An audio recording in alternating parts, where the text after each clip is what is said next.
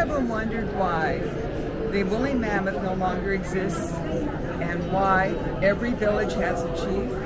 Gather around and I will tell you a story that is very ancient. In a land far north of us where the tree line meets with the snow-capped land, you will find a story about a young man, his wife, and a baby. They were beaver trappers, and they would go from lake to lake, stream to stream, village to village, and the wife always wanted to settle down and live in one place, particularly with her little baby. But her husband was restless and he did not want that, so they traveled. They were beaver trappers. As they went around from place to place, they would set their nets. Well, one day after setting up an encampment, the wife went out to go get the beavers. With her little baby on her back, she gathered up the beavers and brought back the meat on a toboggan. On her way back to the camp, she heard thump, thump, thump, thump. She froze. What could be so big that would make that kind of a noise? She walked along a little more quickly, and she heard thump, thump, thump. Not wanting to alert whatever was behind her of her presence, she reached down and looked behind her, and what did she see? But a mastodon's massive head, the big trunks, walking towards her. Thump, thump, thump. She walked a little faster, her toboggan behind her, and she realized that the mastodon, the woolly mammoth, was in fact after the beaver meat, and he was hungry.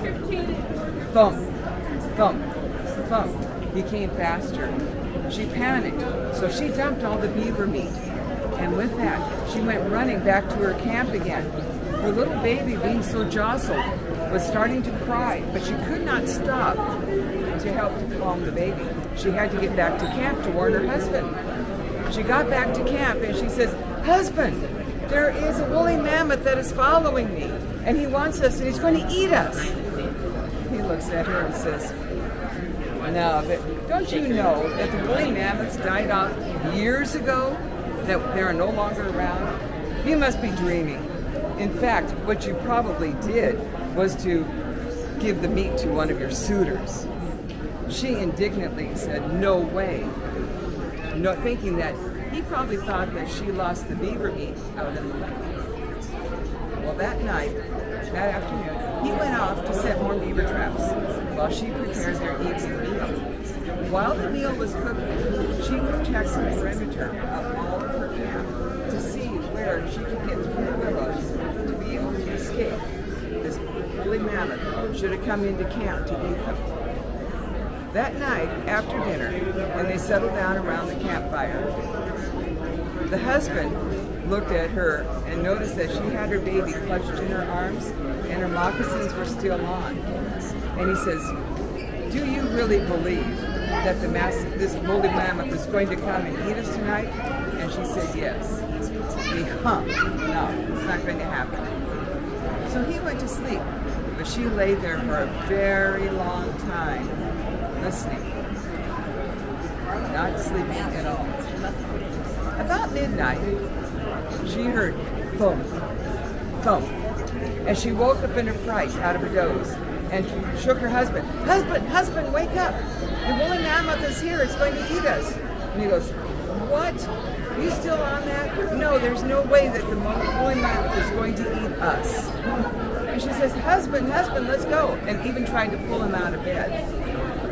He would not, he resisted, no.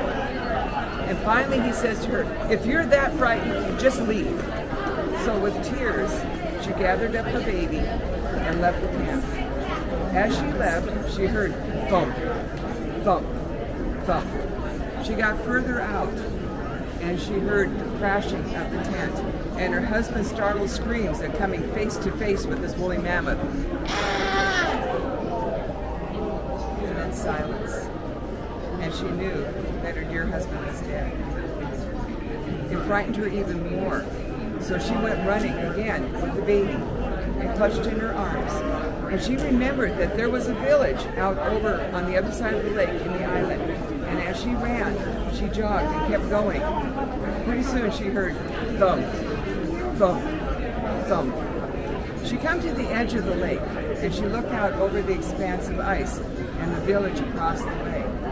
She very carefully went across the ice and woke the people in the village at daylight, saying, "There is a woolly mammoth coming our direction, and he is going to eat us. He killed my husband, and he's after me." The warriors and all the young men went out onto the ice, and they drilled holes so that when the woolly mammoth come, he would actually fall through the ice and drown. After a while, seeing the woolly mammoth on the edge of the lake, they watched with terror this huge head, these huge tusks, and its woolly mammoth could smell them. And it would "Rah!" as his trunk went up and down, "Rah!" as his trunk went up and down. And he makes out across the ice. He gets halfway across the ice and he falls through.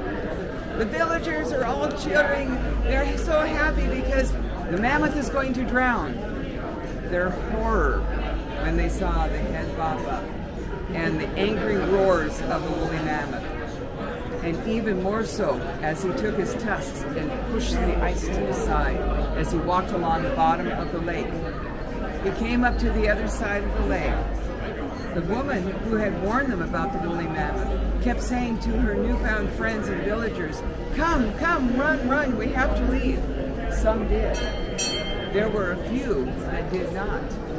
And they were frozen in place, terrified of this huge woolly mammoth. Some screaming as they waited for the woolly mammoth to come get them.